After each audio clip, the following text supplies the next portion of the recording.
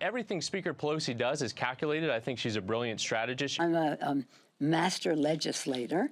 I am a strategic, politically astute leader.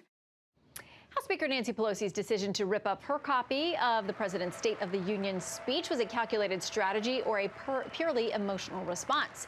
Let's bring in former DNC Communications Director Brad Woodhouse and New York Times best-selling author Eric Metaxas. Gentlemen, welcome to you both. Hey, how are you?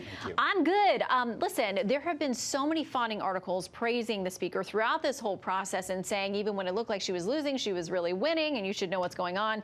Here's what she says about ripping up the speech. She says, he shredded the truth, so I shredded his speech, Eric. Literally. You see, when you literalize things, you kind of take it over the bar. What she did, honestly, I think it was petulance incarnate. I never really thought that she, who has been in the game for a long time, would allow herself to get so rattled that she would do something like that. She, honestly, the whole thing was such political theater. To watch her sitting behind him, knowing what had happened, was as riveting as anything I've seen. Just the way she clenched her teeth, and you thought her eyes would pop, and but it was so bad. And then it was over, and you thought, she's gotten through it somehow, amazingly. And then she sort of has this look in her face like she's totally snapped, and she rips it up, and I thought to myself, this is genuinely beneath her, and it's one of the most bizarre moments I have ever seen. And Brad, in my a lot life. of people feel like she gave the president something there, or she gave Republicans something there, an ad to run, a meme to go viral. Because I don't. First of all, I don't agree with that at all. But if you're concerned about what she did at the end of the speech, but you don't care about what Donald Trump did at the beginning, refusing to shake her hand, turning his back, and by the way, that's my question, because I don't know. He didn't shake the vice president's by the way, hand, so not. I don't know. But I watched the tape 30 times. He didn't even look in her eye.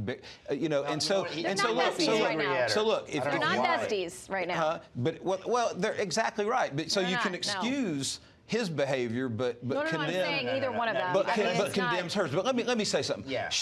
I have worked with Nancy Pelosi for 15 years. I worked with her on saving Social Security. I've worked with her on passing the Affordable Care Act. I can tell you one thing she was not last night. She was not rattled. She seems so disciplined usually, though, and that's why this seems for some people out of character. I think that this was. You're asking, was it calculated or was it? I think she knew exactly what she was doing. Okay. The president lied every 2.5 minutes in that speech, and she wasn't going to stand for it. She looked, in my mind, I'm sorry, but I was going to say, she looked to me like a fragile, crazy old woman. She has never. Now, really? No. Now, do you need more misogyny coming from the Republican Party? I mean, come on. Even if she did not want that appearance, a lot of people say it was a miscalculation. It was calculated because some people read it that way. Well, you know what? You know what the calculation that worked is? You're talking about Nancy Pelosi ripping up the speech instead of anything that he said. Actually, I'd love to talk about what he said in the speech. Okay, let me ask you this though. Professor Jonathan Turley, not a conservative, but he has been a big constitutional scholar. He's been out there. He testified in the impeachment hearings. He said this. He actually, the title of this, he thinks she should resign. He says if Pelosi does not apologize and agree to honor the principle of neutrality and civility at the State of the Union, she should resign as Speaker. Well, that's insane. Shannon, that is insane. If anybody should resign in this whole process, it's Donald Trump. Okay, well, Donald Trump was impeached. I don't think she should resign. I mean, that is insanity. What I think happened is that he basically created such political theater. I mean, when you give the medal of freedom to Rush Limbaugh. Brad's not going to be able to handle I was watching heads explode. I've never seen anything as hysterically funny and beautiful at the same time. I mean, do you have any idea what he has said about Nancy Pelosi over the years? Do you not know that that was an intentional affront to Nancy Pelosi in the chamber that she presides over? Do you think that it was personally for her? I mean, this is a man who just announced he has advanced lung cancer. Well, that doesn't absolve him. No, I'm not saying it absolves anything. But there's a time to be gracious. When the man is on the verge of death, that is the time to be gracious. Let's be honest. It doesn't matter which side you're on. I have a feeling he's not that.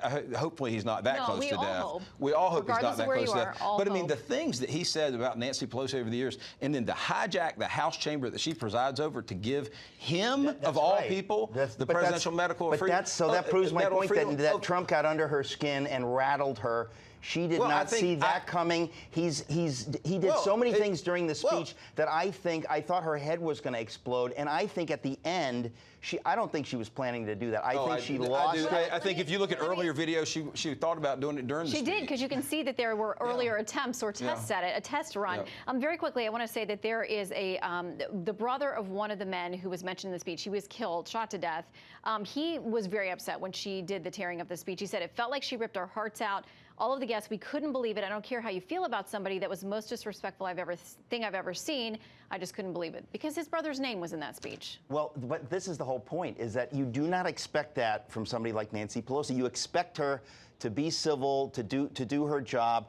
The fact that it struck me that she was furious that AOC and that caucus had lured her into this whole thing. It backfired, and now she has to sit there, not AOC. She has to sit there. Not backfired. Well, but the notion. I believe there was a vote earlier today in yes, which the it vote backfired. is over. But NBCNews.com. There's a bipartisan vote for removal. And against the impeachment articles. Not a bipartisan vote. Yes, there were Democrat votes against it in the House. No, I'm talking about. You're talking about the acquittal. I'm talking about the acquittal. But if we want to quibble, then you could say it's bipartisan in both cases. Look, but she was humiliated, and then she had to Brad sit doesn't there. think so.